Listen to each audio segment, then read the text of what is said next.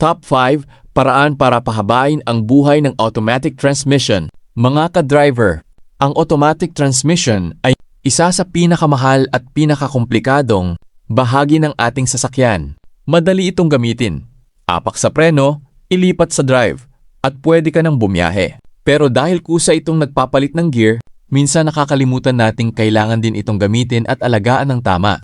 Ang problema, maraming transmission issue ang hindi naman bigla na lamang lumalabas. Kadalasan, resulta ito ng maling driving habits. Sobrang init, maling fluid, o maliliit na senyales na matagal nating binaliwala.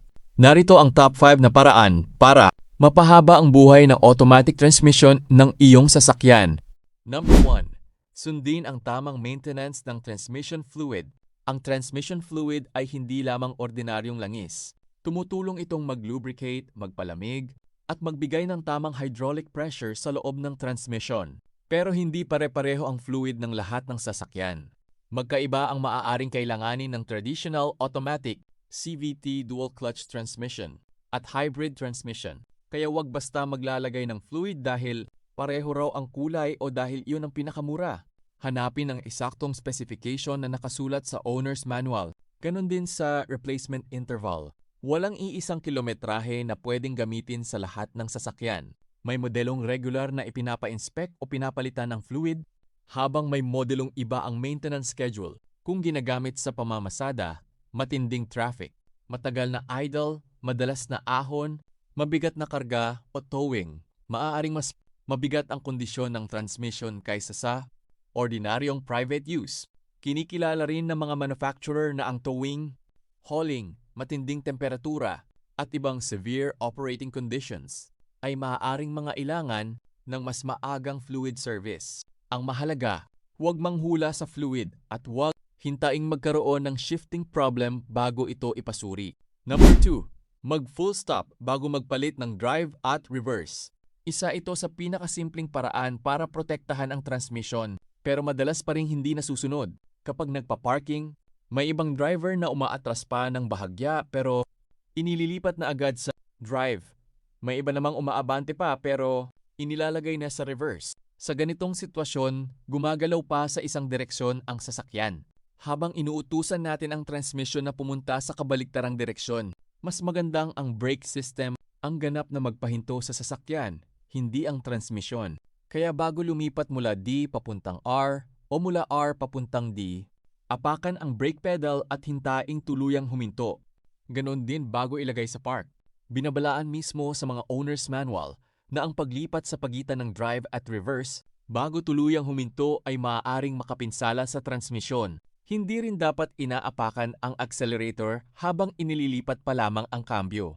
Tandaan, ilang segundo lamang ang full stop pero maaaring makaiwas ito sa napakamahal na repair.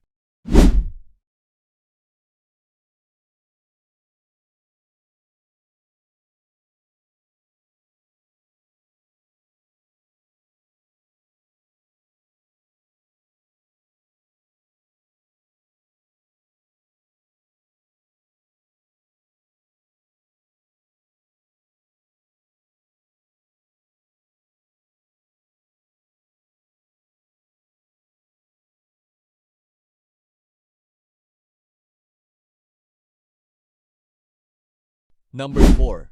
Gamitin ng tama ang preno at parking brake. Kapag nakahinto sa matarik na ahon, may ibang driver na ginagamit ang accelerator para hindi umatras ang sasakyan. Parang binabalanse niya ang sasakyan. Gusto nitong umatras dahil sa gravity, pero pinapaabante naman niya gamit ang accelerator. Maaaring manatili nga ito sa pwesto, pero nagdudulot ito ng hindi kinakailangang init at stress sa drivetrain, lalo na kung matagal ang paghinto.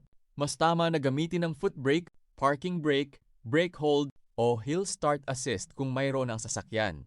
Ang accelerator ay gamitin kapag handa ka ng umandar, hindi para manatiling nakahinto. Sa pagparada naman, wag park lamang ang gawing sandigan, lalo na sa incline o downhill. Habang nakatapak sa brake pedal, gamitin ang parking brake at saka tiyaking nasa P ang transmission bago iwan ang sasakyan. Inirerekomenda ng mga manufacturer na iparada ang sasakyan sa PIA at gamitin din ang parking brake. Hindi dapat umasa sa pansamantalang brake hold system lamang kapag iiwan na ang sasakyan. Sa ganitong paraan, hindi transmission parking mechanism lamang ang sumasalo sa bigat ng sasakyan. Number 4. Gamitin ng tama ang preno at parking brake. Kapag nakahinto sa matarik na ahon, may ibang driver na ginagamit ang accelerator para hindi umatras ang sasakyan. Parang binabalanse niya ang sasakyan. Gusto nitong umatras dahil sa gravity, pero pinapaabante naman niya gamit ang accelerator. Maaaring manatili nga ito sa pwesto, pero nagdudulot ito ng hindi kinakailangang init at stress sa drivetrain, lalo na kung matagal ang paghinto. Mas tama na gamitin ang foot brake, parking brake, brake hold, o hill start assist kung mayroon ang sasakyan. Ang accelerator ay gamitin kapag handa ka ng umandar, hindi para manatiling nakahinto. Sa pagparada naman, huwag park lamang ang gawing sandigan, lalo na sa incline o downhill. Habang nakatapak sa brake pedal, gamitin ang parking brake at saka tiyaking nasa P ang transmission bago iwan ang sasakyan. Inirerekomenda ng mga manufacturer na iparada ang sasakyan sa PIA at gamitin din ang parking brake. Hindi dapat umasa sa pansamantalang brake hold system, lamang kapag iiwan na ang sasakyan. Sa ganitong paraan, hindi transmission parking mechanism lamang ang sumasalo sa bigat ng sasakyan,